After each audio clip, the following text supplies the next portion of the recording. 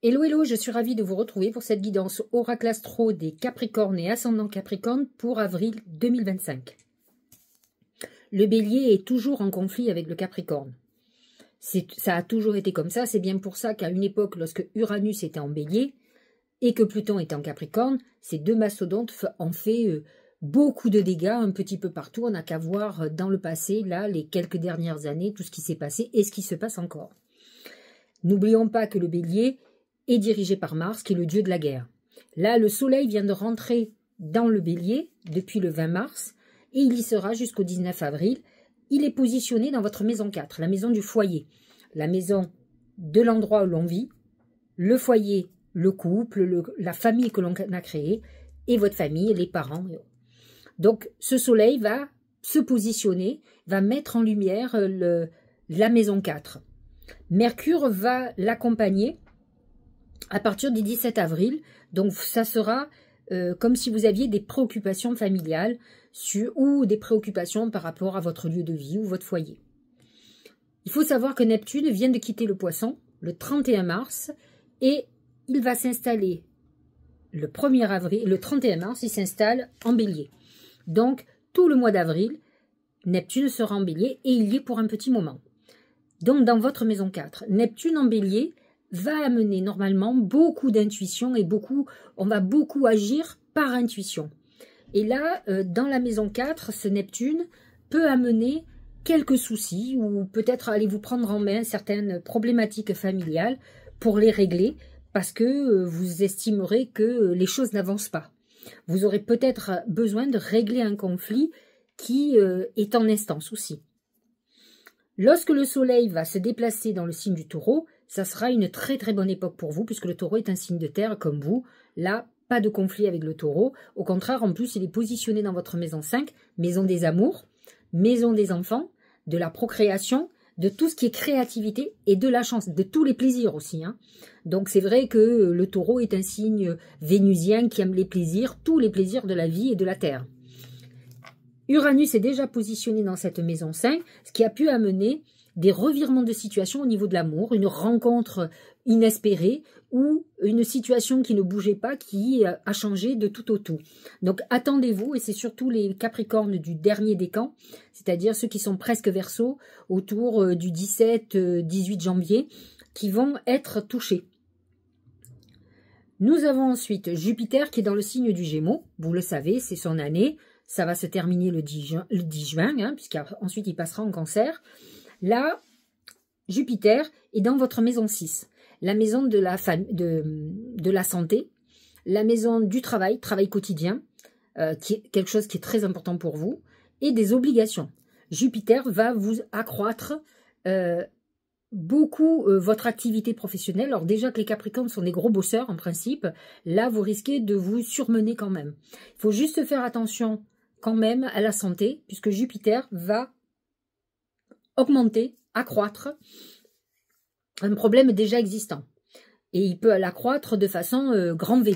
Donc à vous de surveiller et de ne pas vous négliger. Vous pouvez vous concentrer peut-être un petit peu plus sur vos activités professionnelles que sur votre santé. Et là, je pense que ce n'est pas judicieux, malgré que Jupiter vous protège dans tous les cas de quelque chose de grave. Alors ça, c'est un aspect qui actuellement est positionné entre le 2e et le 3e décan des Capricornes. Mars est positionné en Cancer, dans votre maison 7. Comme vous le savez, le Cancer est un signe très important pour vous, puisqu'il est votre signe complémentaire et opposé. Donc vous avez à la fois des points de friction, mais vous avez aussi des points de similitude, parfois. Donc Mars est positionné en Cancer jusqu'au 18 avril. Dans votre maison 7, maison du couple, il peut y avoir des mises au point au niveau sentimental. Peut-être avez-vous été dans un inconfort dans votre vie amoureuse, votre vie de couple, et vous n'hésiterez pas à le manifester, à dire ce que vous avez à dire. Il peut y avoir un conflit aussi avec un associé ou une associée. Mars va amener, d'ici le 18 avril, peut-être un clash ou une mise au point très importante. En tout cas, Mars, dans le signe du Cancer, va vous obliger à aller au front. De toute façon, lorsque Mars va rentrer en 8, donc dans le signe du Lion, dites-vous que vous allez rentrer dans le dur. Mars en Lion, c'est le guerrier. C'est celui qui est dans l'offensive. Peut-être qu'avant, vous étiez plutôt dans la défensive, et là, vous allez être beaucoup plus, à partir du 18 avril, dans l'offensive d'une problématique, soit qui touche un couple, de votre couple, hein, soit qui touche une association ou une collaboration étroite professionnellement. Il peut y avoir sur fond juridique, puisque la maison 7 représente aussi les tribunaux et donc la justice. Pluton est positionné dans votre maison 2, puisqu'elle est en Verseau. Il est là pour un bon bout de temps. Pluton va faire une transformation notable dans vos finances, dans votre patrimoine. Voyez où vous en êtes. Ça peut être quelque chose qui peut être tout bien comme tout mal. Vous pouvez avoir au travers de ce temps un changement d'ordre financier, plutôt dans le plus, comme ça peut amener aussi plutôt dans le moins. Vous pouvez, par exemple, perdre votre emploi ou perdre une société et à la fois, en parallèle, en monter une autre. Donc, Pluton va aussi vous libérer de quelque chose qui était négatif. N'oubliez pas que parfois, de perdre est une bonne chose. En fait, il faut regarder avec objectivité ce qu'on est en train de perdre. Et si ça ne vaut pas le coup de le perdre. Il est parfois bon de ne pas se battre avec quelque chose qui est perdu d'avance. En tout cas, Pluton en Verseau amène la fin de quelque chose pour une libération d'une situation nouée, problématique et sans issue. Donc, voyez ce qui va se passer au niveau financier et professionnel ou par rapport à un patrimoine. Comme vous le savez, il y a un amas de planètes en Poisson. Pour vous, ce n'est pas très problématique puisque le Poisson est un signe en harmonie avec vous. L'eau nourrit la Terre, donc l'eau du Poisson nourrit la Terre du Capricorne. Nous avons Mercure qui est en Poisson, dans votre maison 3, la maison de la communication, vous allez être très inspiré. C'est une période d'inspiration, c'est une période où vous allez décider un certain nombre de choses parce que vous êtes guidé. N'oubliez pas que Mercure est le messager des dieux et Mercure en Poisson amène la voyance et l'intuition. À la limite, n'hésitez pas à vous faire accompagner de quelqu'un qui a des perceptions extrasensorielles qui pourraient vous aider dans tout ce qui est professionnel ou dans des décisions et vous, ensuite, vous devez ressentir si ça vous parle ou pas.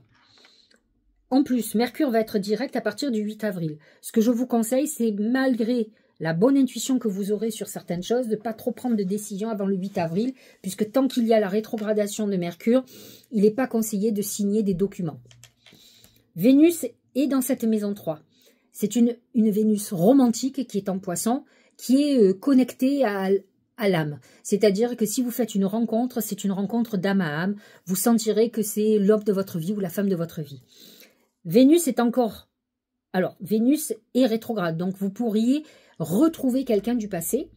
Et là, à partir du 13 avril, elle redevient directe. Pour le moment, elle touche surtout les derniers décans, parce qu'il faut savoir quand même que Vénus a fait des allers-retours entre le Poisson et le Bélier tout ce début d'année. Là, elle finit sa course en Poisson, puisqu'elle redevient directe, et ensuite, elle passera en Bélier. Pour le moment, elle est dans le signe du Poisson, donc très en harmonie avec votre signe. Et elle s'harmonise avec Saturne, qui amène quand même, n'oublions pas que Saturne, c'est votre planète dirigeante. Hein. Saturne, elle amène quelque chose de solide, de carré, de quelque chose qui s'ancre. Et donc, on est dans une phase, sur le mois d'avril, où on va savoir où on en est, où on doit aller. Et il y a une notion de karmique supplémentaire, puisqu'il y a un nœud nord qui est en Poisson, qui est en conjonction avec Saturne et avec Vénus. Donc c'est quand même très intéressant.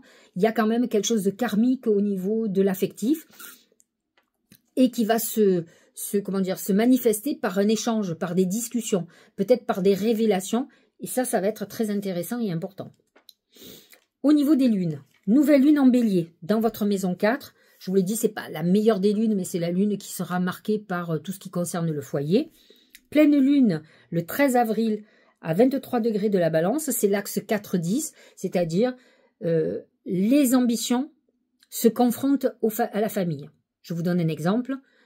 Si vous avez beaucoup d'ambition, vous aurez du mal à construire une famille, c'est-à-dire à faire un enfant, à tenir un foyer. C'est-à-dire vous pouvez essayer et votre foyer éclatera parce que vous serez très absent, parce que absorbé par vos ambitions et votre travail. Donc il faut arriver à trouver un juste équilibre pour pouvoir nourrir à la fois votre ambition et votre besoin de famille. N'oublions pas que votre signe est le signe complémentaire opposé du Cancer, qui représente la famille. Et même si vous faites celui ou celle qui s'en fout, vous avez besoin de cette construction. Donc faites très attention. Dites-vous que vous pouvez, si vous avez déjà des enfants et vous êtes déjà en couple, vous pouvez complètement perdre ce foyer parce que vous êtes dans l'excès au niveau de vos ambitions. Et que pour vous, l'excuse, c'est de se dire que si vous bossez beaucoup, c'est aussi pour votre famille. Oui, mais c'est avant tout pour vous. Et c'est ce qui risque de faire votre perte si vous ne trouvez pas des moments, des bulles pour la famille. Le 27 avril, très très bonne nouvelle lune. Ça a marqué à l'encre rouge. Nouvelle lune en taureau à 7 degrés 47 dans votre maison 5. C'est une maison de chance, c'est une maison d'amour, de plaisir. C'est le moment de jouer au loto. C'est une nouvelle lune qui va être très importante. Donc c'est un bon moment pour faire des vœux, ça c'est sûr. Et en plus, la plupart du temps, quand on a une nouvelle lune dans la maison 5, il y a la réalisation de ses vœux. Parce qu'en plus, où elle est en taureau, c'est un signe quand même très ancré. Donc ça, c'est une très bonne nouvelle. Et en plus, c'est une lune sur l'amour, sur tout ce... Ouais, sur les plaisirs, sur tout ce que vous... Peut-être ce à quoi vous aspirez. Nous allons regarder ce que les oracles ont à nous dire. Alors, avant de vous présenter, je voulais quand même vous montrer, nous avons créé, pour mettre nos oracles, des pochons. Le premier est en lin. Il y a marqué « Mon oracle du mar de café ». Vous pouvez y mettre le nouvel oracle, comme mettre l'ancien. Moi, c'est ce que j'ai fait aussi, les deux. Hein, les deux, chacun a le sien. Vous voyez, l'ancien jeu que j'ai. Et celui-là est en coton recyclé, hein, noir. Et là aussi, mon oracle du mar de café. C'est des pochons que vous pouvez trouver, pouvez acheter sur notre boutique Etsy. Vous allez sur Etsy et nous, notre boutique, c'est 13 trèfles édition. Vous avez l'oracle, vous avez le premier oracle que nous avons fait en réédition.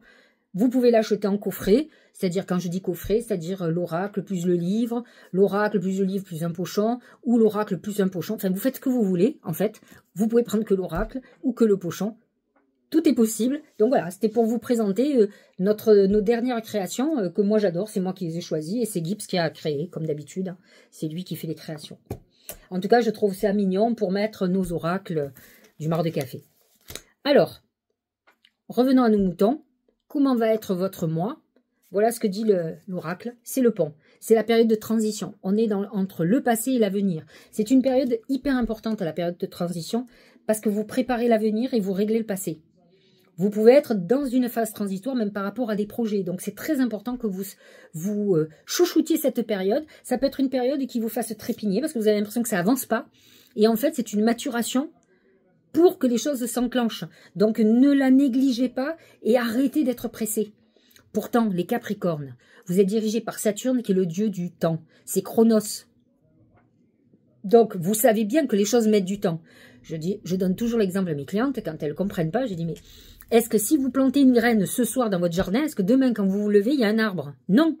Donc, il faut laisser le temps à vos graines d'intention, à vos vœux, à vos projets de mûrir.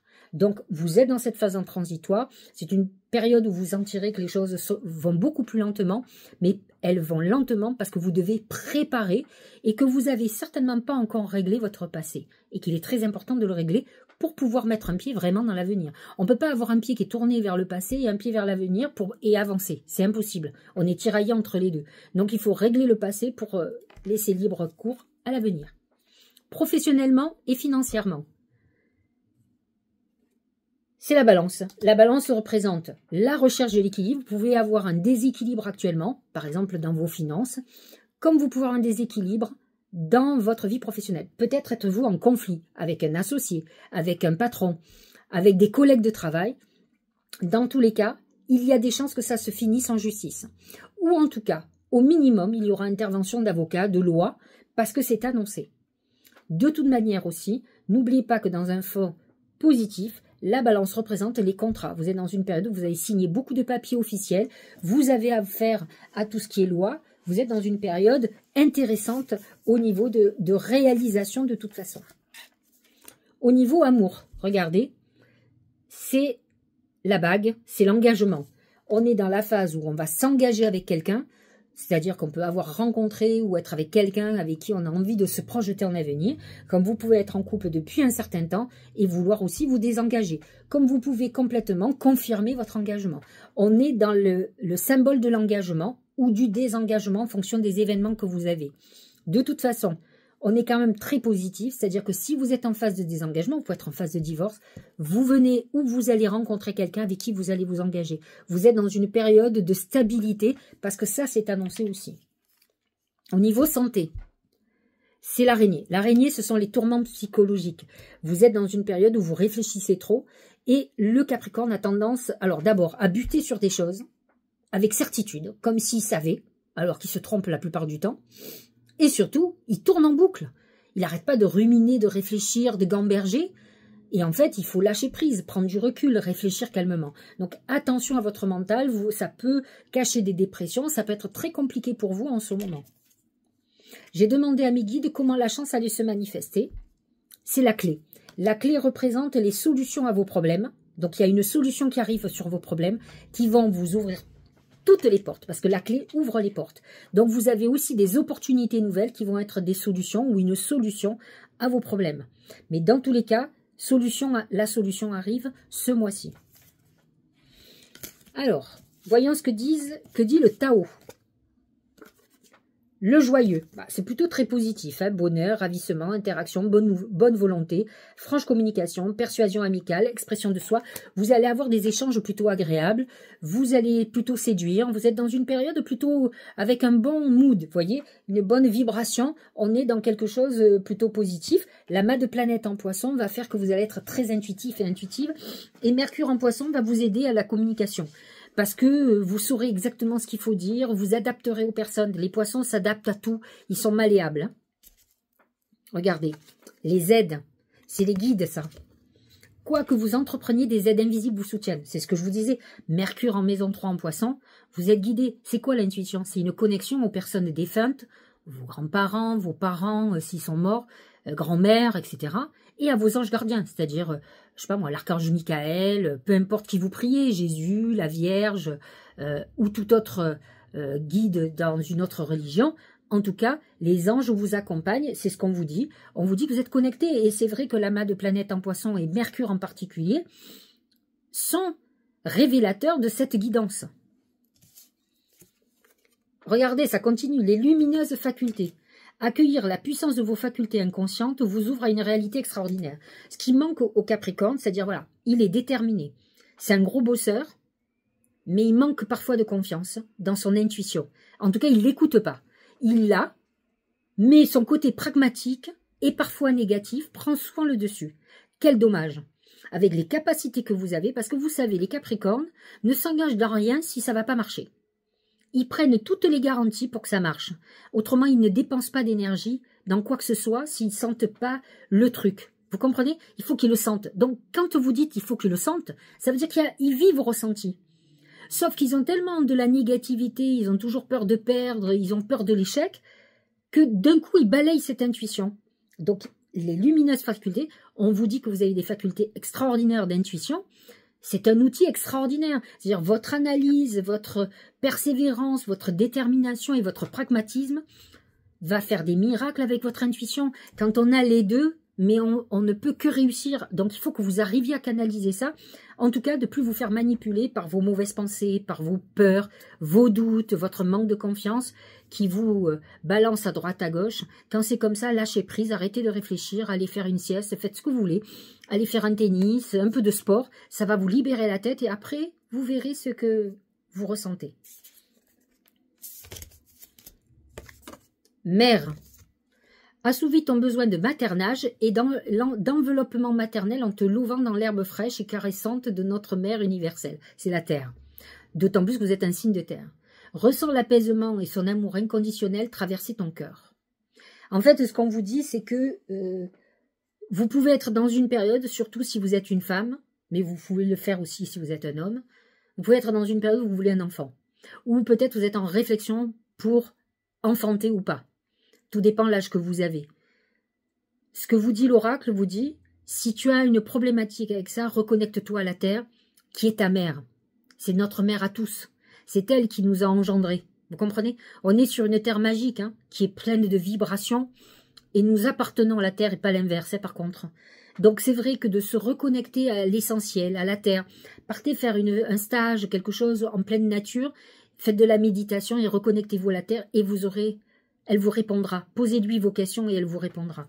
Ça vous permettra de vous ancrer, de sentir en vous ce côté mère-fille, quoi, par exemple, ou mère-fils. Regardez le dernier message. Vœu exaucé. Ce que vous souhaitez devient réalité. C'est ce que je vous disais tout à l'heure. Vous êtes dans une période exceptionnelle pour ça, donc ne l'oubliez pas, profitez-en. Nouvelle lune particulièrement importante, 27 avril. Normalement, il ne doit pas y avoir de problème pour la réalisation de vos vœux. Cette nouvelle lune sera en maison 5, qui est la maison de la chance et de la création. Donc, ce que vous allez demander va être obligatoirement en plus connecté, puisque Mercure est en Poisson. Voilà, j'espère que cette guidance vous aura éclairé. Si vous connaissez un petit Capricorne ou une petite Capricorne ou un ascendant Capricorne à qui cette vidéo ferait du bien ou l'éclairerait, n'hésitez pas à lui partager, n'hésitez pas à vous abonner, à liker et bien sûr à commenter. Je regarde toujours les commentaires tous les jours et dès que je peux, je réponds. Au moment où je regarde les commentaires, je ne suis pas obligatoirement dans un moment où je peux répondre aux commentaires parce que ça prend du temps quand même. Mais je le fais toujours à temps perdu et je réponds. Voilà, j'espère à très bientôt. On se dit au mois prochain. Et puis voilà, et le mois prochain sera un bon mois puisque le mois de mai, c'est un joli mois de mai, c'est le mois du taureau. Donc ça sera que bénéfique pour vous.